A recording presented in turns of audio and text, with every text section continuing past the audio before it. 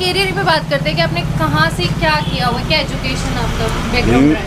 मैंने MM.Com किया हुआ है और PGDC किया हुआ है, पोस्ट ग्रेजुएशन कंप्यूटर एप्लीकेशन में। और मैं 2009 के बाद में मैं जयपुर चला गया। जयपुर मैंने खूब तैयारी की वहाँ पर, लेकिन मेरा एक जुनून था कि मैं जाऊँ तो पुलिस फोर्स में जाऊँ, अदरवाइज़ किसी में मेरा मन नहीं था। तो फिर मैंने 3-4 साल वहाँ पढ़ाई की, काफ़ी किया।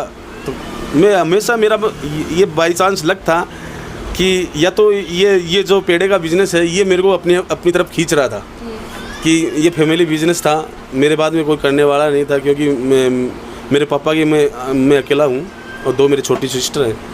तो मेरी हमेशा से यही रहता था कि मैं एक बार पुलिस फोर्स ज्वाइन करूँ। मैं 4 बार मेरिट तक गया। मैंने के पेपर क्लियर किया, उसके बाद फिजिकल क्लियर किया, लेकिन कभी मेरा फाइनलिस्ट में हो नहीं पाया। 4 अटेम्प्ट नहीं हुए। फिर मैंने सोचा चल और देखते हैं। फिर मैंने इंटरव्यू तक गया, SI का इंटरव्यू तक गया, लेकिन नहीं हो पाया। 2013-14 के बाद में मैंने सोचा कि एक प्रयास और करते हैं। फिर मैंने वो SSC के थ्रू था, SSC के थ्रू मैंने इंस्पेक्टर का वो मेरा फिजिकल था बीकानेर में। मैंने बीकानेर के अंदर फिजिकल किया, उसमें भी वही प्रोसेस हो गई। फिर क्या हुआ, घर वालों ने मेरी शादी कर दी।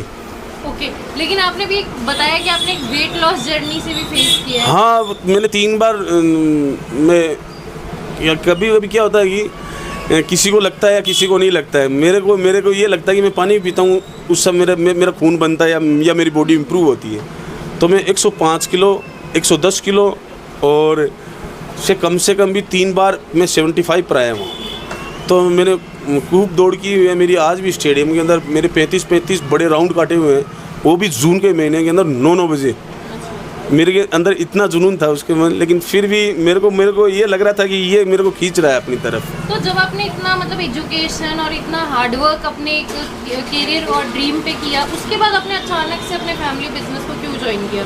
ऐसा क्या रीज़न रहा या क्या मन में आई आपको? रीज़न ये नहीं रहा कि फिर फैमिली वालों ने मेरी शादी कर दी।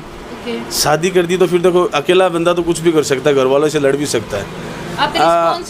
रिस्पॉन्सिबिलिटीज डाल दी। फिर मेरे को ऐसा लगा कि चलो फैमिली, पापा जी भी थोड़े ये लगने लगा कि कम काम कर पा रहे हैं, इसलिए मैंने सोचा इनका थोड़ा सहयोग करते हैं और इसके साथ साथ में पढ़ाई भी कर लेंगे और वो तैयारी में।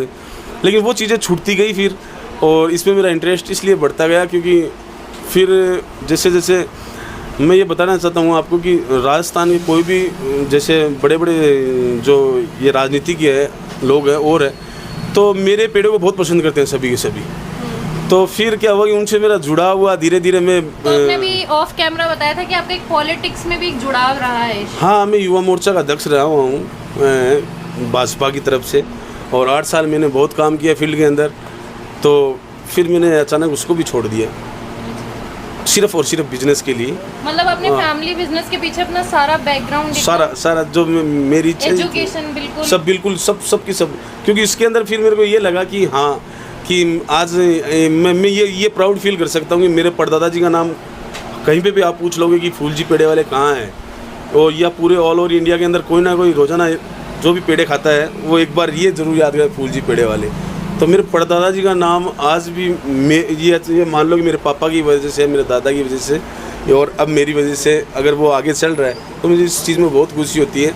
ठीक है, नौकरी में 60 साल का होता तब तक कर लेता, लेकिन ये बिज़नेस मैं 4थी पीढ़ी खुद कर रहा हूँ।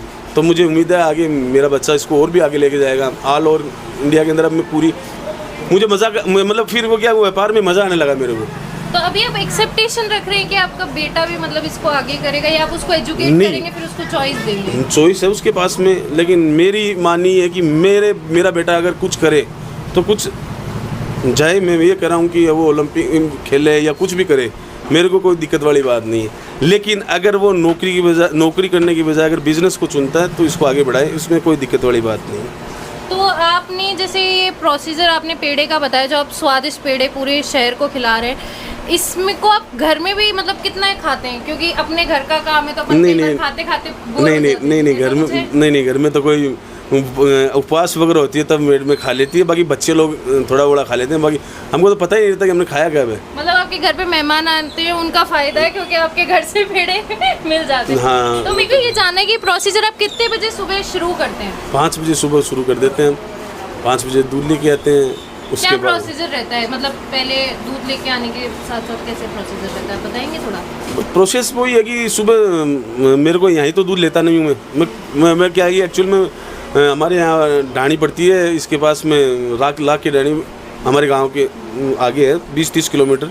पर्सनल गाड़ी चला के मैं लेके जाता हूँ, वहाँ से दूध लेके उसको मशीन से चेक करवा कर उसके बाद में कारखाने के अंदर लेके आते हैं और फिर वही प्रोसेस कढ़ाई के अंदर डालते हैं। कोई प्रोसीजर है इसमें कि आप दूध किसका यूज़ करते हैं ज़्यादा? दूध भैंस का दूध, क्योंकि भैंस के दूध के अंदर गाढ़ापन रहता है और उसके अंदर क्या होता है कि चीनी की मात्रा आती है वो बिल्कुल कम हो जाती है।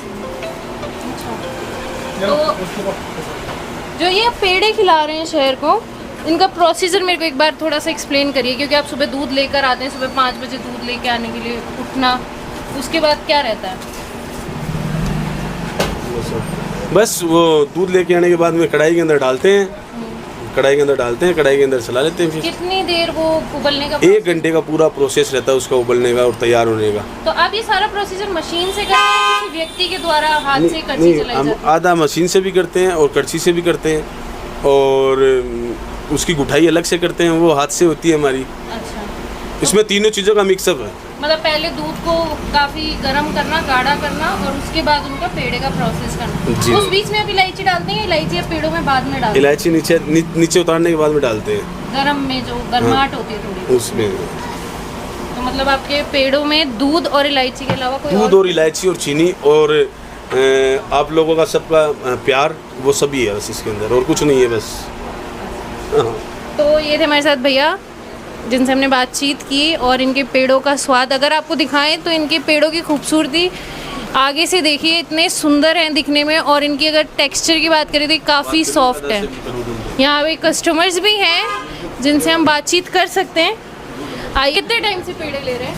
मैं तो 2 साल से ले रहा हूँ। 2 साल से? बिल्कुल। ऐसा क्या है, इन्हीं के पेड़े ले रहे हैं आप, मतलब ऐसा क्या है? इनका टेस्ट ही ऐसा है, इतना अच्छा है, कहीं भी आसपास में ऐसे मैंने तो आज तक कभी नहीं देखे।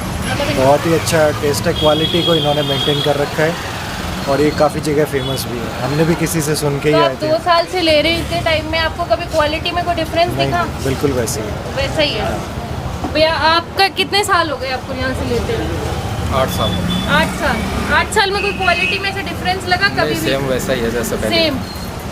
तो इनके मतलब क्या पसंद है आपको, मतलब ज़्यादा क्या फ्लेवर है? क्योंकि इनके पास 2 तरह के पेड़ हैं, एक तो इनके केसर है पेड़े और में दाने आते हैं, वैसे दाने खाने में दानेदार।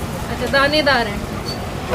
तो ये थे हमारे साथ उनके कस्टमर जिनसे हमने बात की, जो कोई 8 साल से ले रहा है, कोई 2 साल से ले रहा है। क्वालिटी की अगर हम बात करें तो सेम क्वालिटी ये अभी तक मेंटेन करे हुए हैं। तो कहानियों के लिए बने रहिए खटक के साथ। धन्यवाद।